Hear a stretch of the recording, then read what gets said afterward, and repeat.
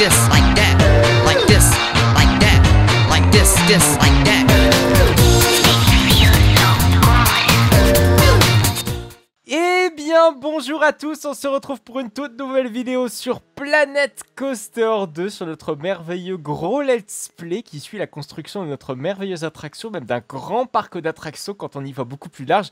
Et comme vous pouvez le voir, si vous êtes très assidu par rapport à cette série de vidéos, vous devez sans doute vous rendre compte quand même de l'avancée absolument extraordinaire qu'on a fait au niveau justement du nouveau coaster.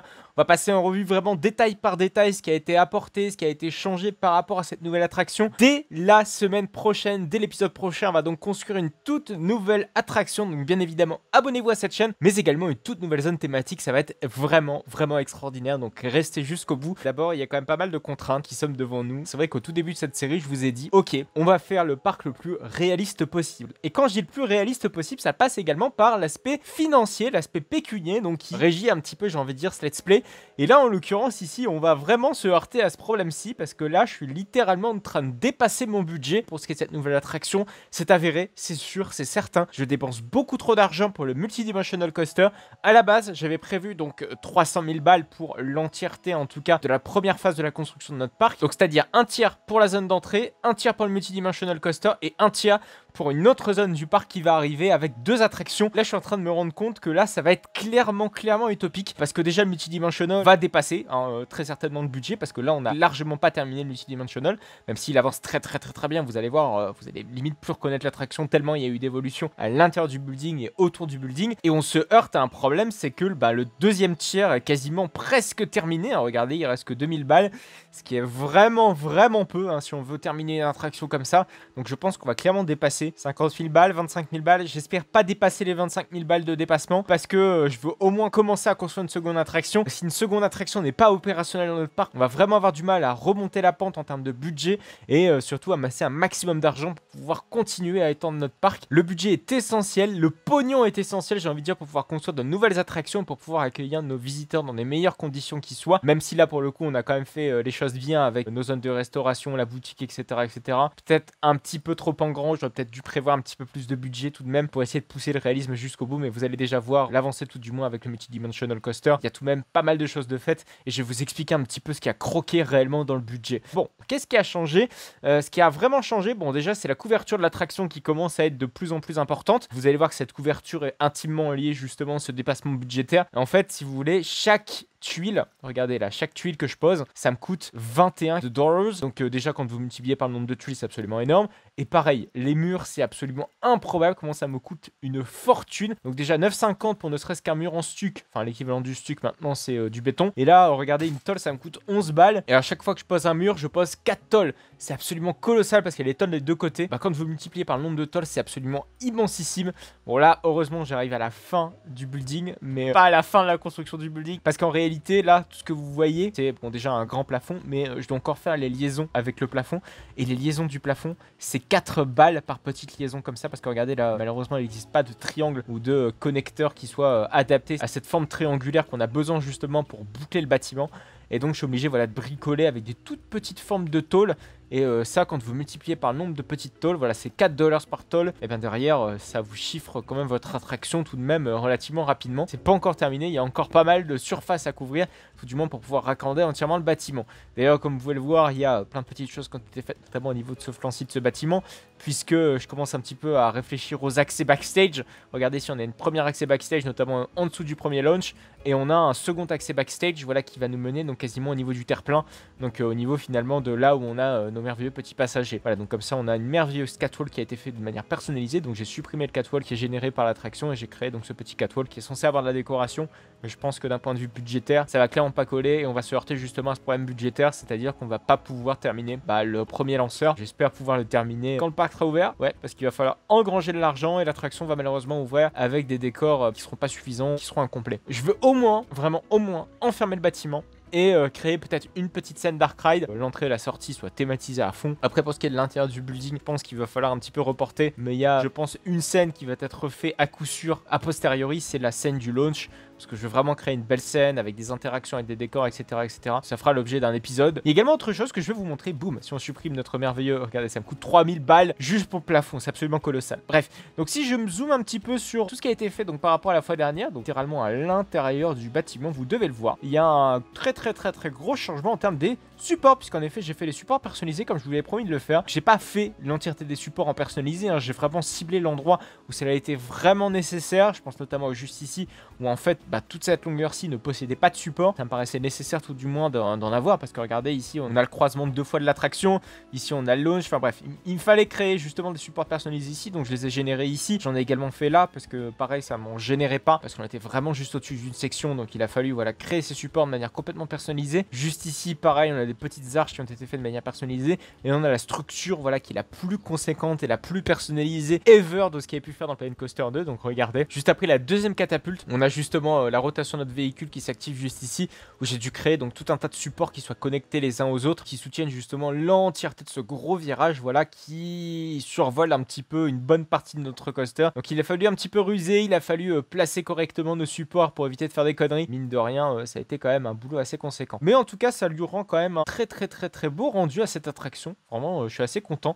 Déjà, quand on voit tous les véhicules qui se baladent, je vais pas me faire les loisirs malheureusement de mettre sur play parce que sinon ça va me tout casser. Je vais surtout perdre de l'argent. De l'argent, je pense, c'est clairement ce qui nous manque. C'est vraiment un très gros défi que je me suis mis là. Là, je commence un petit peu à le regretter.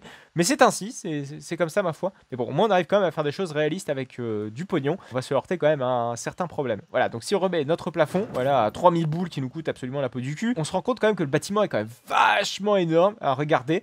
C'est vrai qu'on se rendait pas compte au début, on s'était dit ouais, le layout il est un peu petit, etc. Quand on y regarde bien l'extérieur, ça prend quand même sa forme, ça prend quand même sa place, c'est assez colossal. Bon, c'est comme ça, j'ai envie de dire, hein. Il nous fallait une Major Ride dans notre parc, ce sera pas la seule heureusement. Voilà, c'était quand même nécessaire d'avoir une attraction indoor dans notre parc. Moi, ça me paraissait complètement utopique de ne pas en avoir. Voilà, surtout que Planet Coaster 2 gère justement la météo maintenant. On se rend compte que là, d'un seul coup, quand on place l'attraction, voilà, ça prend sa place. C'est pas pour rien. C'est vraiment un gros coaster. Voilà, donc après, il reste quand même pas mal de choses à faire en termes techniques, en termes de murs, etc. Le plafond doit être à 100% terminé. Ça reste un gros boulot à faire. Je vais économiser le maximum d'argent pour ce qui est justement la construction de ce plafond. On va essayer de relever le défi durant l'inter-épisode, ne vous inquiétez pas. Alors, qu'est-ce qui a été fait également? Ça se passe au niveau de la file d'attente. Vous devez le voir, il y a un énorme parc à bœufs qui a été créé. Enfin, qui a été créé, il était déjà là l'épisode précédent, ne vous inquiétez pas.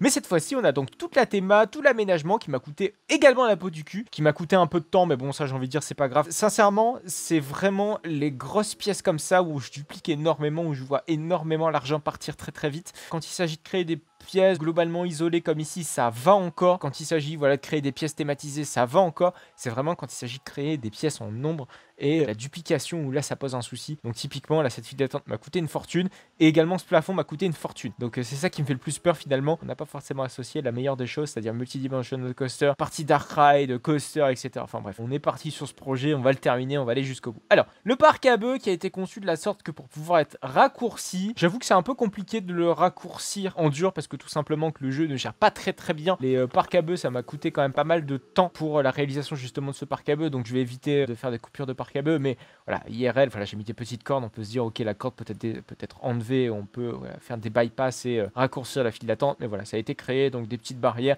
À chaque fois, nos petites barrières sont différentes les unes aux autres, c'est-à-dire que regardez, par exemple, le placement de cette barrière est légèrement incliné par rapport à celui-ci, etc. C'est complètement voulu, voilà, pour essayer de créer un petit peu cette atmosphère d'aventure, justement, rien qu'en regardant ces barrières, ne serait-ce que le design des lampes, etc. Pareil, cette petite cahute qui a également été conçue pour pouvoir être ouvrable, j'ai envie de dire, en nocturne. Regardez quand on va mettre notre merveilleuse petite vision nocturne avec tout l'éclairage, vous voyez que voilà, notre PATS, donc c'est-à-dire nos allées sont éclairées, en tout cas notre file d'attente est éclairée, donc jusqu'au virage, même si voilà, ça manque un petit peu de petits détails, voilà, au niveau des petites roches à certains endroits. Je vais y travailler à un certain moment, ne vous inquiétez pas. Voilà, pour moi déjà l'aspect esthétique de toute la zone est quand même vachement sympa. J'aime vraiment beaucoup ce petit parc à bœufs. Et évidemment, il reste encore pas mal de boulot à faire ici en mettant de la roche, voilà, en mettant de la thématique, etc. Il faut d'ailleurs faire la transition avec une nouvelle zone thématique qui va être déboulée ici. Voilà, il y a encore pas mal de boulot à faire, mais ne vous inquiétez pas, ça va être fait en temps et en heure. Notez bien que ce boulot d'éclairage a également été fait au niveau de la façade du bâtiment. Comme vous pouvez le voir juste ici, l'éclairage qui a été apporté à la roche et au bâtiment lui-même, donc c'est-à-dire au fort entre guillemets, est complètement différent. C'est-à-dire qu'ici on a un éclairage plutôt bleuté pour ce qui est de la roche. Juste ici, un éclairage qui est plus jaunâtre pour ce qui est du bâtiment, pour ce qui est du building, ce qui s'accorde un peu avec les fuites de lumière qu'on peut avoir notamment au niveau du sol. Voilà, j'ai accordé un petit peu ce bug de Planet Coaster 2 avec notre éclairage. Par contre, il va falloir adapter, si vous voulez, l'entrée du train par rapport à l'éclairage justement que je vous avais parlé la dernière fois. Il y a tout un tas de petites choses encore à réaliser par rapport à ce coaster, que ce soit en programmation, en termes de construction. Mais déjà, quand on aura le plafond de terminé, ce sera quand même une très grosse avancée. Et il y a aussi la voie de garage. Donc comme vous pouvez le voir, c'est pour ça que je vous dis que par rapport à ce qu'on a fait, par rapport à ce qu'il nous reste à faire et par rapport au pognon qui nous reste, je pense qu'on peut facilement se dire qu'on va avoir très clairement un dépassement budgétaire et qu'il va falloir peut-être faire des choix avant l'ouverture de notre parc. Et ça va peut-être se passer, et ça va peut-être également impacter tout simplement la future zone thématique là qui va s'implanter juste derrière. Je dis pas que le résultat final de la zone thématique sera réellement impacté, mais c'est plus quel sera l'état de l'ouverture de nos publics. Peut-être qu'il y aura des attractions qui ne seront pas opérationnelles qui avaient été prévues à la base. Bref, voilà, finalement c'est les aléas d'un vrai parc d'attractions. Qu'est-ce qu'on fait de notre argent? Comment on le dépense le mieux possible? Et comment on essaie de faire l'attraction dans le budget le plus possible, hein. Et c'est vrai que notre parc là il n'est pas fini. Et il nous reste un tiers du budget encore à dépenser. Et si je dépense un tiers directement dans le multidimensionnel, il ne nous reste plus rien, il ne nous reste plus qu'une attraction. Avoir qu'une seule attraction dans un parc d'attractions, ça fait quand même pas le figure, on va pas se le cacher. Voilà, donc les voies de garage, le bâtiment, la file d'attente, voilà, il reste quand même des petits ajustements. Cette façade-ci, il reste quand même des choses à faire. Voilà, ce petit clocher là, il manque quelque chose. Là, il manque clairement quelque chose. Donc il va falloir réfléchir à bien organiser notre temps, notre argent pour pouvoir faire le bâtiment et l'attraction la plus sensationnelle et la plus merveilleuse possible en termes d'esthétisme. D'ailleurs, comme vous pouvez le voir, il y a quelques petites fuites quand on se rend compte, quand on se met en vue première personne, puisqu'ici là on voit le bâtiment. Bon, peut-être qu'on va toujours le voir à l'ouverture de notre parc, mais il va falloir bien évidemment réfléchir à comment camoufler tout ça. J'ai mis des petites lampes, alors c'est tellement dommage parce que lorsqu'on se met en vision de nuit, nos petites lampes ont des petites fuites dans le bâtiment, parce que regardez, donc ici on a l'éclairage de nos petites lampes et quand on se met dans le bâtiment, boum, ça pose des soucis, c'est chiant, mais malheureusement c'est comme ça. Il faut réellement se battre pour essayer de contourner un petit peu les bugs de Planet Coaster 2, un petit peu comme dans le premier opus finalement. C'est dommage, voilà, de ne pas avoir cassé, j'ai envie de dire, ou de ne pas avoir résolu les bugs en tout cas existants de ce Planet Coaster 2. On verra peut-être plus tard dans les prochaines mises à jour. On croise les doigts, on croise les fesses, on croise tout ce qu'on veut pour la résolution de certains bugs qui me paraissent clairement nécessaires. Alors, qu'est-ce que je souhaitais faire pour cet épisode et pour accessoirement le futur inter-épisode? C'est cette merveilleuse petite scène qui sera donc juste ici. Juste ici, je vais donc créer une scène. Ce sera donc notre scène finale qui va clôturer forcément notre attraction. Donc, je veux créer cette ambiance de victoire. Je veux créer cette ambiance de choses qui se résolent, qui repart à la normale. Donc, on va créer la même ambiance qu'on peut avoir juste ici. Donc, c'est-à-dire pas mal de murs en stuc. Alors, c'est pas des murs en stuc, c'est plutôt des murs en plâtre. Évidemment, ce sera un décor, hein, puisque juste derrière, on aura des murs en tôle. Mais voilà, l'idée, c'est de créer un petit mur, voilà, qui permettra également de créer plus d'espace, simplement parce qu'il risque d'avoir encore une fois et toujours des fuites de lumière, et on va éviter tout du moins d'avoir des fuites de lumière dans notre attraction. C'est tout de même quand même beaucoup plus adapté. Donc là, je suis en train de poser un mur en plâtre qui sera donc prolongé avec une multitude de murs en plâtre. Et l'idée, voilà, c'est de créer la même ambiance. Alors, je sais pas pourquoi j'ai pas réussi à poser un autre mur en plâtre juste derrière. Me demandez absolument pas pourquoi. Il va falloir essayer de corriger ça. Et derrière, en fait, je vais créer une ambiance, donc avec quelques petites animatronics. Bon, ma foi, il va falloir également faire de l'éclairage. Et ça, l'éclairage, c'est pas forcément ce qui est le plus ma tasse de thé. Alors, effectivement, quand on est derrière, on aperçoit ces satanées fuites de lumière là qu'on a tout autour de la pièce. Ça, c'est super chiant. Donc, c'est ça que je voulais un petit peu vous exprimer, c'est qu'il va falloir vraiment être malin. Ça va, on a quand même pas mal d'espace, mais je sais pas si on va réussir à créer réellement une coupure, une scindation avec cet espace. Voilà, ça va être très compliqué, mais il va falloir essayer de ruser avec les éclairages. Et après, on n'est pas obligé non plus d'éclairer. Après, on n'est pas non plus obligé d'utiliser ces éclairages-ci qui tabassent un petit peu l'œil. Voilà, l'idée c'est peut-être pouvoir changer d'éclairage, peut-être un éclairage plus adapté qui soit beaucoup plus tamisant, qui n'agresse pas l'œil et qui éviterait tout du moins ces petits bugs de lumière. Alors on va en fait créer un petit banquet. Un banquet donc avec une énorme table, donc on va créer une petite table, on va regarder ce que peut nous proposer le jeu avec du bois. Donc on va essayer de regarder un petit peu ce qu'il y a dans ce coin-ci. Donc une petite table avec des chaises, etc.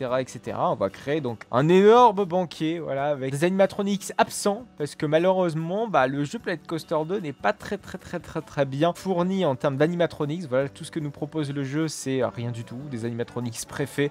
Et moi j'aurais bien aimé avoir des petits personnages, je sais pas, des petits personnages animés. Et malheureusement on n'a pas tout ça dans le Planet Coaster 2, donc on doit se démerder avec ce qu'on a. Donc toujours en recherche un petit peu d'un objet qui serait susceptible de faire office de table. Et effectivement il existe des tables dans le jeu, mais le souci voilà, c'est typiquement cette table-ci. Mais le souci c'est que je trouve qu'elle est absolument pas adaptée à notre situation. Et je veux créer une table qui soit peut-être un peu plus adapté, on peut se le cacher, ou quelque chose qui soit adapté tout du moins à notre situation. Et je trouve que cette table ne l'est absolument pas, donc on va chercher quelque chose qui soit peut-être un petit peu mieux. Ou une planche par exemple comme celle-ci, cette merveilleuse petite planche qui est vraiment très belle. Là je pense qu'on tient quelque chose. On peut mettre, je sais pas, deux planches les unes à côté des autres, Et comme ça peut nous faire office justement d'énormes tables de banquet. Ah voilà, c'est parfait. Et là, notre petite table de banquet, hop, on peut la fusionner. Bim, on va la grouper et on va la mettre, voilà, un petit peu sur le côté. Voilà, c'est parfait. L'idée, c'est que ce soit dans le champ de vision de notre véhicule. Hop, on va évidemment créer ces petits pieds, des petits pieds en bois qu'on va essayer de chercher la forme la plus adaptée possible. Donc en bois, qu'est-ce que peut nous proposer le jeu en termes de bois? Là, parfois, il faut ruser un petit peu des termes de recherche pour réellement avoir ce qu'il nous faut. Typiquement ici, là, je commence à trouver ce que je peux chercher. Donc regardez ici, on a des petits piliers en bois, on va les prendre. Ils sont plutôt sympas. Donc là, par contre, c'est des poutres rondes. Voilà, moi, je veux clairement des poutres de cette forme-ci. Voilà, là, c'est parfait. Par contre, effectivement, ça va peut-être nous poser souci d'un point de vue purement place. Il va peut-être falloir diminuer par 2 la taille de notre objet, ce qui me paraît vraiment, vraiment beaucoup. On peut peut-être mettre à 70. Ça me paraît un petit peu mieux. Voilà, c'est parfait. Et là, ça ne transperce pas. C'est nickel. Et là, on va mettre, je pense, à l'endroit, à l'emplacement où on a nos petites vis qui sont juste là. Notre petite table. On va également dupliquer de l'autre côté. L'option de distance d'alignement ne va pas nous être très utile ici. On fait la même chose de l'autre côté de la table. Et là, on est en train de créer une très très belle table. Vous voyez comment je ruse un petit peu pour essayer de détourner certains objets pour avoir l'objet qu'on souhaite un petit peu avoir. Et là, sur cette table, on va mettre des pommes, je pense.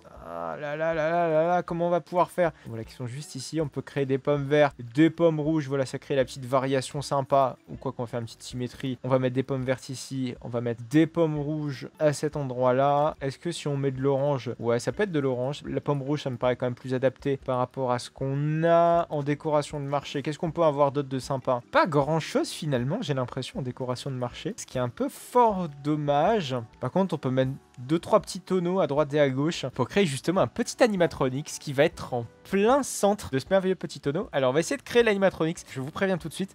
Peut-être que ce sera pas forcément très folichon, mais je vais essayer de faire un petit test, donc avec un petit drapeau. En fait, on va créer un petit drapeau. Il y a moyen donc de faire ça comme ça. On va essayer de trouver un petit drapeau. L'objectif, c'est qu'il soit pas trop énorme. Ça vous permet de voir un petit peu comment on fait pour faire un petit processus de création d'animatronics. Très sympa. Est-ce que c'est qu'il est en mode Planet Coaster 2? Ça, j'aime pas trop, mais je pense qu'on peut arriver à dériver notre drapeau par autre chose. Regardez.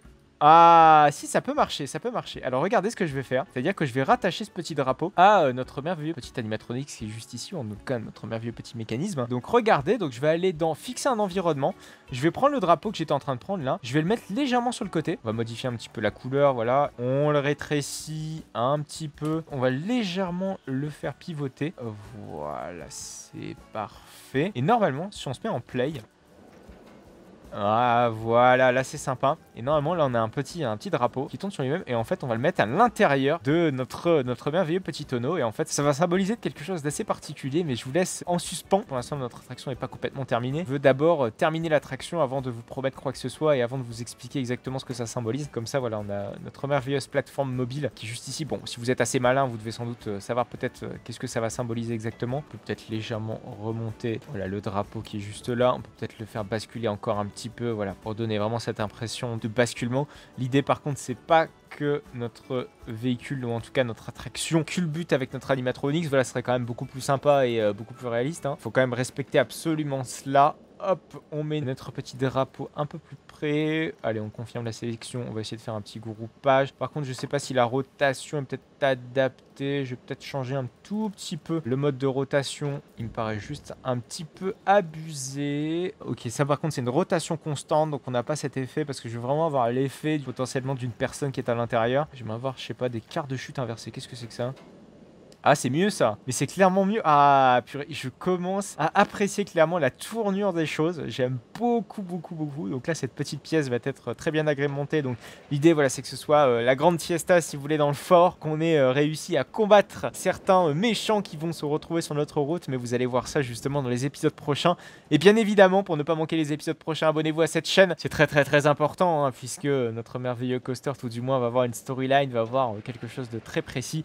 Et je pense que que cette contrainte budgétaire va être un très gros challenge. J'espère en tout cas que cette façon de jouer vous plaît. Ça change un petit peu de ce qu'on avait fait dans le premier round. On était vraiment en fond illimité. Là, on se restreint et on va essayer donc de relever ce défi donc ensemble. Notez d'ailleurs qu'on a construit quelques petits objets et là, ça paraît tout de suite beaucoup plus thématisé, mais ça coûte vraiment pas cher de faire de la théma comme ça au détail, puisqu'il va clairement nous aider pour la suite de la construction de ce coaster. On n'est peut-être pas à l'abri finalement d'avoir de la thématisation au niveau du launch. Mais bon, je vais peut-être pas trop m'avancer non plus, parce qu'il y a quand même pas mal de boulot à faire, mais la priorité sera les éléments essentiels, donc le toit, la fin du coaster, et surtout la seconde zone thématique qui va donc s'incrémenter donc juste ici. Abonnez-vous à cette chaîne si vous souhaitez ne plus manquer aucune autre de mes vidéos. Merci à vous de m'avoir suivi. On se retrouve donc dès la semaine prochaine pour un nouvel épisode de Planet Coaster 2. Abonnez-vous à cette chaîne, abonnez-vous à mon compte Instagram pour suivre l'actualité de la chaîne et mes visites dans les parcs d'attractions en direct. Si jamais vous prenez cette série en cours de route et que vous souhaitez reprendre à zéro, vous avez donc la merveilleuse playlist de Planet Coaster 2 du Let's Play qui est donc disponible juste à votre droite. Il ne vous reste donc plus que quelques secondes pour pouvoir cliquer et aller voir cette playlist de la série de Planet Coaster 2.